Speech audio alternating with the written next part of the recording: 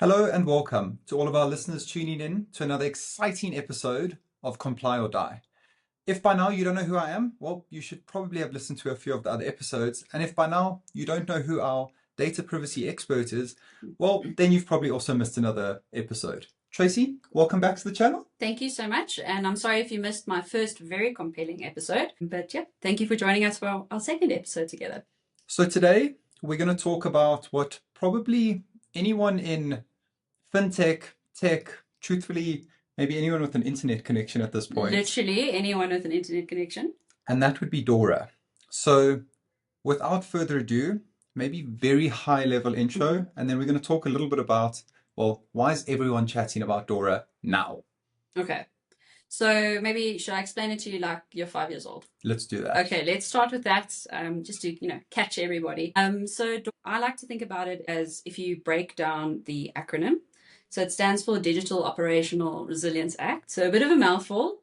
Got nothing to do with Dora the Explorer, unfortunately. Pity. But what's really important is to think about the word resilience. So it's all about resilience. So it's all about your business's resilience to cyber attacks. And if you were to have a major disruption or a major hack, how quickly could you bounce back as an organization? And that's essentially DORA. Cool. Easy as that. Thanks, everyone. Well, not quite. Okay. Why is it so relevant now? And loaded question, maybe a bit more context. If you think about any sort of compliance and cybersecurity space, well, resilience, business continuity, operational security, it's not new. No. So why is DORA so important now? I think because, traditionally, if you think about the banks, the financial sector, before crypto was even a thing, before it even existed, the financial sector was brick and mortar. You physically went to a bank. Cash was an important thing. It was all very tangible. Now, look at the last, let's say 10 years, everything's just become so much more digital. There's banks these days that don't even have physical branches, at all. So if you think about it like that, the banks, the financial sector, they are so heavily reliant on tech and the tech space. And now they've obviously gone and hired ICT specialists in this space who are, a big part of their operations. And now if that person or that company were to go down, then what happens to the banks? And that's basically, I think, why Europe's now caught on and said, okay, if we're so heavily reliant on these ICT service providers, we need to make sure that they're in check and that they can, bounce back from major disruptions. They've got the right security in place to protect our financial sector. Sure. And maybe a little bit more context just in terms of timeline and stuff like that for the listeners. There's also been this huge push now with October, right? Well, it's actually the 17th of January, 2025 is your main cutoff date. So I think what's quite important for everyone to note is that there are no transitional agreements. So there's no grace period. 17th of Jan, that's your cutoff. Yeah. Okay. So, we've got that push now, obviously, because, well, time's ticking. You're getting closer and closer to it. And maybe let's talk the other side of it. So time's running out. We sort of understand the value of why you need to, and we'll get into that more now. If you are not compliant with a regulation, as of January, what's happening then? That's a loaded question. I would say, I think it's kind of like the GDPR. I wouldn't say someone's going to bang down your door immediately and say, why aren't you compliant on the 18th of January? But if you do have any sort of hack or major disruption, sure, those regulators are going to be at your door tomorrow, and then you could face pretty major fines. I think it's up to 2% of your global turnover. Yeah. So the fines can be pretty serious. And I think also just from a reputational point of view, especially so maybe just to break it down, you are either part of the financial industry, obviously then you have to comply with DORA, or you are designated as a critical ICT service provider. And I think especially if you're filling the roles of the ICT service provider and, you want business in the fintech or the financial sector, they're going to be asking you these questions. Are you DORA compliant? Your reputation does hang on it. If you do have a breach, you're going to lose a lot of business. And also from a contractual point of view, people are going to start updating their contracts now for the 17th of Jan to make sure that you are compliant. So they'll also, enforce compliance in that way. Sure. And I mean, at face value, saying just in terms of the reputation, the reputational side and the financial impact, 2%, I stand to be corrected. I think there's a cap, but if you're also talking about the big ones, this could be up to $100 million. So that doesn't sort of sound like 2% anymore. That sounds like your business is no longer. Okay. And talking about the types of companies, so it's very straightforward, like we've said. Primarily it's your financial institutions that need to comply. Let's talk a little bit about those critical third-party ICTs. Yes. What does that look like? And from maybe we'll talk about prospecting and wanting to get the contracts with the financial institutions. What are a few of those types of ICTs? Yeah. So I think maybe first let's break it down of maybe you asking yourself the question right now, am I an ICT service provider? Yeah. So I think that's the first thing you need to tick off. Because I think you know in your heart if you're in the financial industry or not, you know. So firstly, I would look at the size of your business. If you were to go down or have a major disruption, would it critically affect your financial partners or your customers, your clients? Would it affect them? The service that you provide, is it quite niche in the market? Are there only a few service providers? So there's not a lot of options. The size of your business. So all of those things I think kind of fit together to say whether you're critical or not. Yeah. And then I've now forgotten the second part of your question. I might have also, right? But I think I know there was a second part to your question. You've answered it perfectly from that side. I mean, without talking about specific companies, you do this and that. It's more a bit of a checklist, like you've said. So there's maybe a cheat sheet for you getting started. If you don't know if it does or doesn't apply to you, ask those questions Tracy's just mentioned. Probably gives a pretty good answer. And let's talk maybe a little bit about, okay, you've got the timeline, you know the implication, you know you need to prepare for it. Let's talk about the framework a little bit. There's 5 pillars, what they encompass. Yeah, take it away. Okay, let's go through them. So obviously you need to make sure you have a governance framework in place. That's pretty important. I think what's quite nice for our listeners to note is if you've done any sort of SOC 2 compliance or ISO 27001 previously, there's quite a bit of overlap. So if you've done that, you know, DORA isn't as daunting or scary. So having a framework in place is pretty important. And then one of the other key criteria of this framework is obviously resilience testing.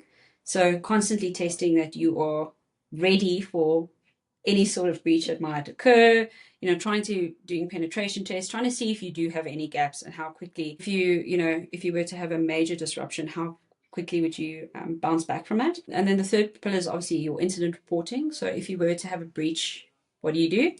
You know, in emergency situations, people just panic. They don't know what to do. It's just panic stations. So I always tell people, prepare for the emergency. So actually, you know, stage a breach, you know, do something, you know, go through the motions, go through who you're going to call, what are your steps in terms of your incident response. And then, I think if any of you out there have maybe done your GDPR compliance before, you'll note that it's similar in terms of reporting. So that'll also help you. I know with GDPR, it's within 72 hours. DORA has similar. So it's 0 to 24, I think 4 hours to 24 hours. And then so on. So there's designations up to obviously how critical the breach is and when you need to report it to your supervisory authorities. Yeah. And then also a big part of DORA is training and uplifting those around you. So information sharing. So making sure that, at any time, if you've maybe discovered a new way that hackers are trying to get into systems or disrupt you, it's encouraging information sharing. And I just remembered the second part of your question. So I think what's also quite important to note with the ICT service provider designation is that the definition is pretty broad. So it goes from SaaS platforms to PaaS platforms to hardware to software. I think that's also quite important to note if you're a little bit worried about your compliance, is to actually just go and look it up in the law, because the list is pretty long of all the different versions of software and hardware and where it could apply to you. Got you. And I'm hoping and trusting for anyone listening to this podcast, you are from a compliance space, right? And for myself, being in a compliance space, being able to sit with someone from a privacy-focused space, it makes sense. I mean, from a DORA perspective and the pillars we're talking about, you made mention of it, the overlap with other frameworks. And we aren't saying that. The truth really is in exactly how it's built. I mean, if you think about any controls that you'll have in a typical SOC or in an ISO, you've got processes. You need to have an incident management policy and process. You need to have a response team. You do testing on backups. You do disaster recovery. You might do business continuity to support availability. You might have that as a criteria in SOC. It's not this completely unknown concept, and it's this whole new framework, and it's changing the way that you've worked or that you've ever understood business. And like you've said, it's not quite as daunting. Yes, there's severe penalties and regulations, but maybe what I'm trying to harp on about here is there is actually value in it. Yes, 100%. And it's not maybe as daunting as what you think at the moment, because, yeah, as we said, there's a lot of overlaps. And I think this framework is essentially just trying to harmonize Europe's regulations around this. So, the banking sector is already very heavily regulated. So if you're coming from a more financial point of view, you're already used to heavy regulations.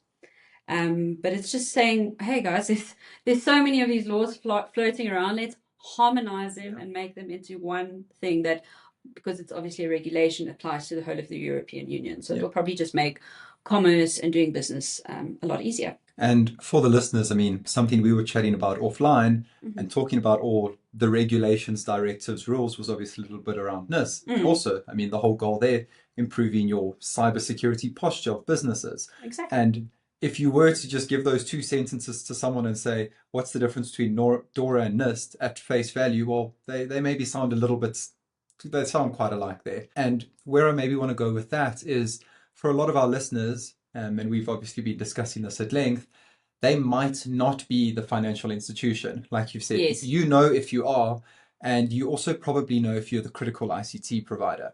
So a lot of listeners and businesses might be asking the question, do I need to comply with DORA? Does it actually impact me somewhere down the line? And I mean, a large part of the conversation that we were having was, well, it's around the preparation. You would rather, and I mean, you could elaborate on this a lot further now, but a simple way I was sort of looking at it was, if you're in a position where you're prospecting on a contract and someone is asking you, are you DORA compliant? And you have to explain to them, no, I'm not, and this is why I don't need to be, versus, oh, yes, I am, here I can prove it. It's a very different perception if you're actually going to get that contract or not. So it's a little bit around the preparation, I suppose. Yeah. I guess where you want to grow your business in the next 5 years. Do you want to, go into that space? What's also interesting with DORA that we haven't touched on yet is that it's also extraterritorial. So I keep bringing up the GDPR because that's my baby. I always speak GDPR, but it's very similar also in that sense, is that it doesn't matter where in the world you are. If you are thinking of expanding your business into Europe, or you are already in Europe and processing and using European or having European clients, then DORA actually also applies to you. So I think, I don't think there's no harm in being prepared. Yeah. And as we've touched on, it's very similar. And then there's overlaps with other frameworks, which makes your life a little bit less daunting. And hey, nobody wants to have a data breach. Everybody wants to be prepared. Everyone wants to be resilient, as it says in the Act. Absolutely.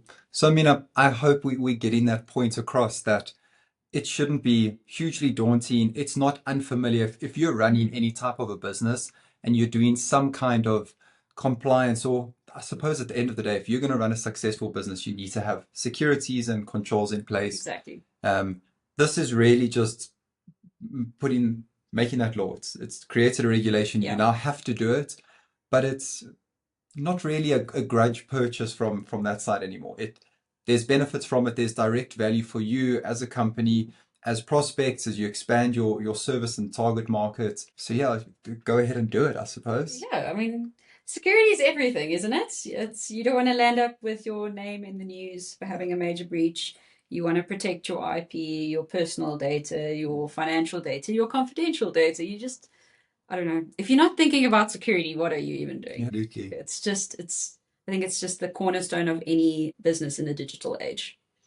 And maybe summarizing or bringing that all together very nicely at this point in the podcast is, Exactly that. If you're at the position and you're not sure where to start, well, someone like Scytale is here to help you out. We have the privacy experts. We've got the people that will guide you from a regulatory, a contractual perspective, what you need.